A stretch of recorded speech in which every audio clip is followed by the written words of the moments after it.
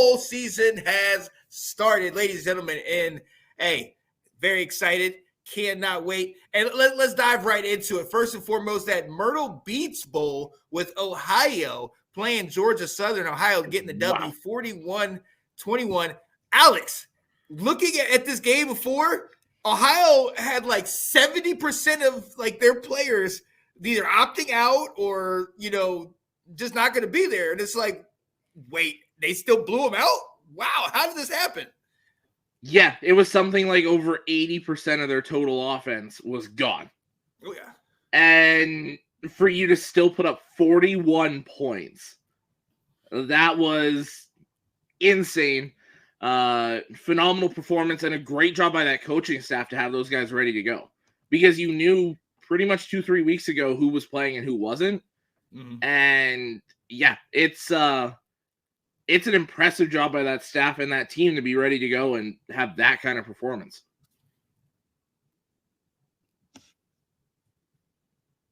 Oh, absolutely. And you look at the backup quarterback was Parker Navarro because Curtis Rorick, obviously with the knee injury, is out for the rest of the season. And look, Parker Navarro, as far as dual threat quarterback, this guy is an elite.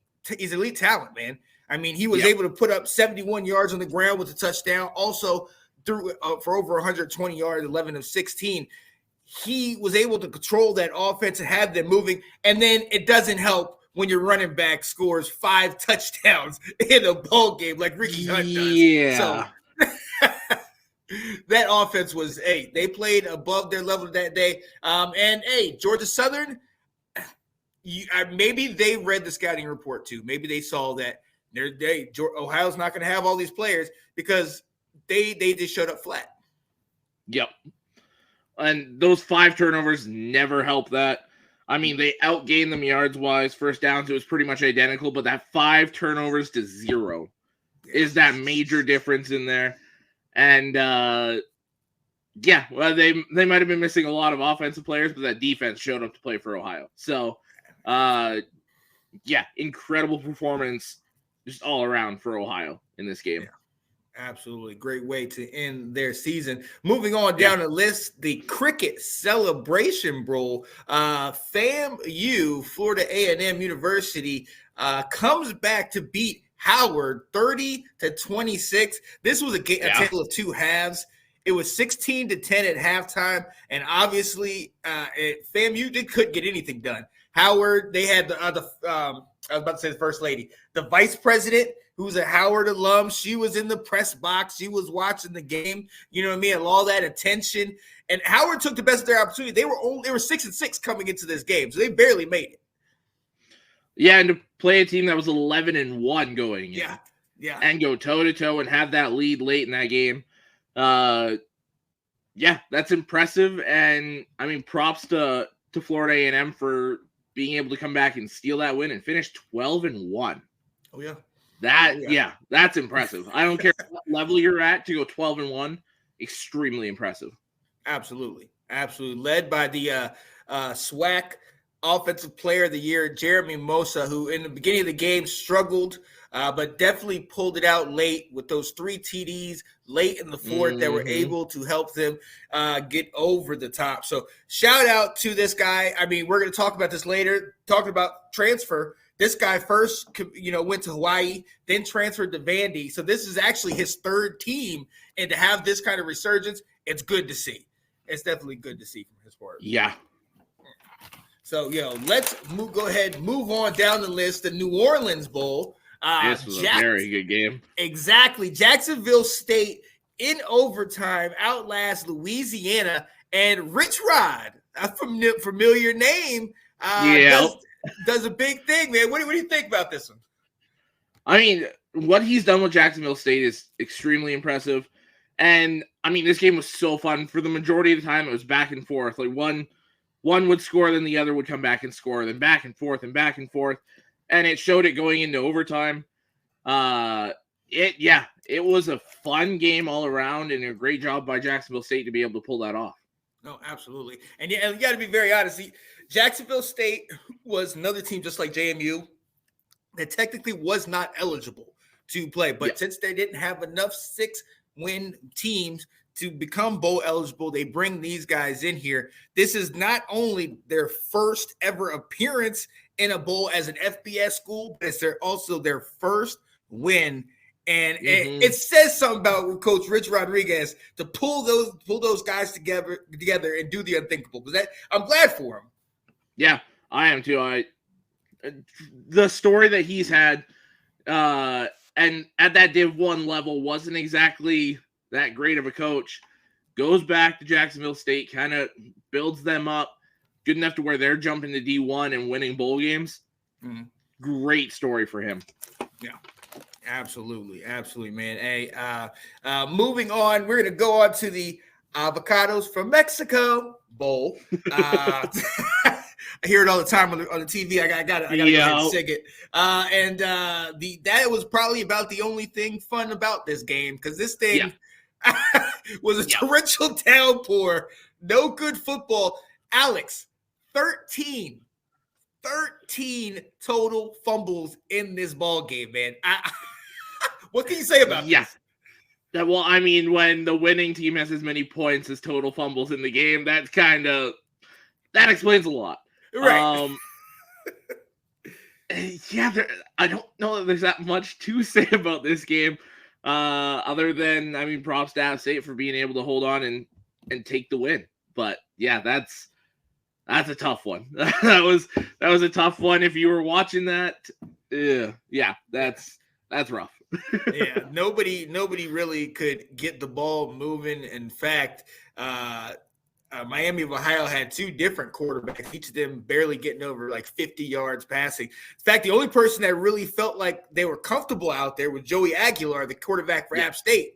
18 completions, 211 yards, no passing touchdowns, but also he had a rushing touchdown. So he had his team at least settled and moving down the field and able to get a touchdown and help them to get over the top. So shout out to App State. Yeah. Wasn't much to see. No, it was not. Yo, moving on to the New Mexico Bowl, and a game that, Alex, I told you I was very excited for. I didn't know if I was going to get a chance to watch it, but I absolutely watched this game, and I was very disappointed, man. Shout out to Fresno State. Shout out to their quarterback, Mikey Keene. I mean, they balled out. And Diego Pavia really, honestly, he struggled. Only 58 yards passing, had an interception, was able to run the ball a little bit. But, I mean, there was just points in that game where, you can see he's kind of trying to do his own thing. And the coach calls a timeout. And he's like, what are you doing? Stop running the bleep ball. Like, do the play that I call. You know what I mean? So they just came out flat, and it just didn't look good from the start. So, but what are your thoughts, man? Mikey Keene looking good. Yeah, he balled out. Fresno State played very well. And then on that other side, like you said, it was Pavia trying to play too much hero ball when it wasn't needed. Yeah. Had he just stuck to the game plan and done what he really did all season, they would have been fine. They probably would have won this game and been 11-4. Yeah. But yeah, he looked lost. I don't know what it was, but he did not look like he did at all throughout this year. And they definitely paid for it. Yeah. Yeah. And they looked, and their defense, it sucks to think about, because their defense didn't play as bad as the score indicates. But at the end of the day, they couldn't stop Malik Sherrard. He had over 150 total yards, I think 90 on the ground, like 81 in the air with 8 receptions. Yep. And it just seemed like every time there was a down and distance, there was short yardage, or if they needed a play, Malik Sherrard showed up. And he just gashed them all day long. So, oh man, New Mexico State.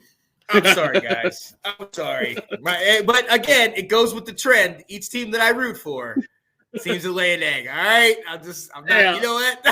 I'm not rooting for anybody, man. Come on. Go ahead, Bama, please. Oh yeah, I got you. Let's go, Bama. Save it. Technically, I kind of have been rooting for them all year, so. Yeah. Yo, let's go on to the LA Bowl. UCLA playing Boise State, and another one that was a game of two halves. Boise State comes out 16-7 two-headed monster, the running back George Halani, the senior playing his last game, and the Aston Genty, the young up-and-comer running with them. I mean, they jump out to early lead. And then there's a quarterback change for the UCLA. And then after that, they didn't look back. I mean, they totally blew the doors off it, ended up winning 35-22. What did you watch this one? What'd you think? I watched bits and pieces of this. I was kind of I was back and forth between these games and those NFL games on Saturday with my Lions playing and everything. I was kind of back and forth, but yeah, when Garbers got in, which I was surprised he wasn't starting off the bat. That one caught me off guard. They said he was something like he was sick. Dante Moore. Yeah, they said he was sick or something, or under the weather or something like that. Fair, yeah. But I mean, yeah, he came in and totally flipped that switch. Like only 9 passes completed, 152 yards and 2 touchdowns. Yeah. So he was slinging it for them. It was working. And once he got in and they got rolling, it was lights out. It was game over. They just took control from there. Yeah. You know, it's funny, if we didn't know you were talking about Garbers and you went back to reference like the Washington game, you could say that about Jacoby Brissett. Just a couple passes, over 100 yards, 2 TDs. He looked great. The team actually picked up. Oh, God. And no disrespect to Colin Schlee, who was their quarterback before. He couldn't get it done, but he had that running game going. I mean, he had over 100 yards on the ground. He was moving the ball up and down the field. They just could not get it done in the end zone. But as you saw, like you're saying, when Garbers came in the ball game, that was it. I mean, they just started hitting them deep early and often, and that definitely helped. So UCLA definitely took the top off, got it done. Independence Bowl, Texas State and California. Probably one of the last editions of Pac-12 at night that we're going to get. I know Texas Tech is not Pac-12, but I mean, they're Big 12. They're close enough. What did you think? 34-14, man, Texas Tech. Yeah, this was kind of what I expected, maybe a bit closer, but to me, Texas Tech was clearly the better of the two teams, and it kind of showed. I know Cal got out to that lead. I mean, it was 14-7 at the end of the first quarter, but then from there, it was all Texas Tech. Yep. Like, I mean, it's, like I said, it's kind of what I expected. Maybe a bit more stretched than what I thought, but I always thought Texas Tech was winning this game. Oh yeah, and you know, Cal had a lot of opportunities mid-game. I mean, the game was a lot closer throughout most of this game. But I mean, between turnovers and just inefficiency, they weren't able to continue to get the score touchdowns to keep up. And so obviously they fell short in this one. And then the last ball game that we're going to talk about before we get to these other guys in here. Alex said it. How about the Western Kentucky comeback? Yeah, holy crap. What a game! Yes, in the famous Toastery Bowl. I don't know how I feel about that, but Western Kentucky comes back in overtime to win 38-35. And if you saw the first half of this game, I'm not going to lie, this was one of those where you're just like, oh, man, I rushed home to see this. Yeah, flip the channel, we go watch Monday Night Football. Yeah, I mean, 28-0 right off of the bat. Garrett Wilson had that offense just firing all cylinders. You know? Yeah. So, and they looked good. They looked good right before halftime. All of a sudden, you see Western Kentucky get the score, and you're like, can it happen? And then that second half, you see Old Dominion's offense kind of start to falter, and then all of a sudden, all right, Western Kentucky gets another score, and you're like, can it happen? And then they continue to start inching and clawing the way back to that very last drive with under a minute to play. You get the touchdown, and you're like, wait a minute. Whoa, wow. You know, it's one of those where I'm in the other room, but I was like, let me leave it on. Let me leave it on. In the other room doing other things, and I was like, are they cheering? What? Yeah. Oh, they came back. They came back. Oh, man. And then actually the Monday night game coverage, it clicked over. So I actually missed the end of this. But Western Kentucky got the win. What do you think, man? Yeah, that was so impressive. I mean, even though they kind of started to come back at the beginning of the second half there, it was still 35-14 going into the fourth quarter. Exactly. And to kick off 3 touchdowns in the fourth quarter to tie it up and then shut them down in overtime, go for that field goal. That's a great win. And this is one of those wins that could do big things for them going into next season. For those guys that are staying, the coaches that are staying, this might kind of kickstart that momentum early for next year. Yeah. Oh, yeah. Absolutely. And this is definitely what you're looking for. The starter for Western Kentucky, Austin Reed, great quarterback, sat out of this game, and it was actually supposed to be another quarterback. I can't remember his name, but yeah. Let me look that up. Really was it Turner quickly. Helton? Because yes, he played a little bit. Exactly. Turner Helton was supposed to be starter. He did start for a sec, but this game was taken over by Caden Veltkamp, you know what I mean, who dominated the game. But my guy that showed up is the guy that he threw his first 2 TD passes to, Dalvin Smith. He had a couple of these where I was telling you earlier where it's just like, wow, grab this thing out of the air, and it's just like, what? Okay. Yeah. Well, and this is the thing about these bowl games is we don't really know anybody from Western Kentucky outside of Austin Reed. Exactly. And then you throw these games on and Dalvin Smith with those highlight reel catches that you'll probably see all over ESPN for the next couple days. And it gets your eyes on some of these other kids from these smaller schools. And especially if you're looking at like draft, like kind of scouting for the draft and that kind of stuff. This is a great time to start watching because it might not be for this draft, but you're looking ahead for next draft, whatever. You start to get eyes on these guys maybe a year or two early and see some of the things they can do. It's huge. Yes. And that started, you started to get that anticipation, like you were saying, for the next year. And he said, Corley. Now, Corley started this game. Did he get hurt? Because I believe he came out of this game. Because I remember seeing him in street clothes towards the end of this game because I was expecting him to have a day. Yeah, so I don't know what happened there. But I remember seeing him in like a hoodie. Yeah. All I know is once Veltkamp took over, it was they just started rolling. They were clicking. They were firing on all cylinders. And it was a lot of fun to watch.